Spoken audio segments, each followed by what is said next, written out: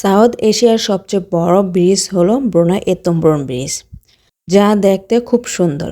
সাগরের এক পাশ দিয়ে এই ব্রিজটি তৈরি হয়েছে। এই ব্রিজটির দৈর্ঘ্য হলো 30 কিলোমিটার। প্রায় অনেক দিন যাবৎ প্ল্যান করছি দূরে কোথাও ঘুরতে যাব। সাহেবের ব্যস্ততার কারণে দূরে কোথাও ওরকমভাবে যাওয়া হয় না। তো এখানে ঘুরতে এসে যা হলো, যেটার জন্য আমি মোটেও প্রস্তুত ছিলাম না।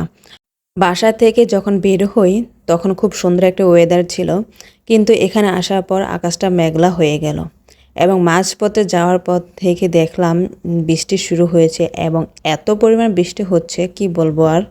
এত পরিমাণ বৃষ্টি হচ্ছে আর আমার খুব ভয় হচ্ছে দুর্ঘটনা না হয়ে বসে। তো সাহেবকে বললাম চলো বাসায় চলে যাই। দেখেন কী পরিমাণ বৃষ্টি হচ্ছে এবং কিছুই দেখা যাচ্ছে না। তো অবশেষে আমরা ইউটার্ন করে বাসায় চলে আসি, কি আর করার। আর এই ভিডিওটি হলো গত রবিবারের ভিডিও।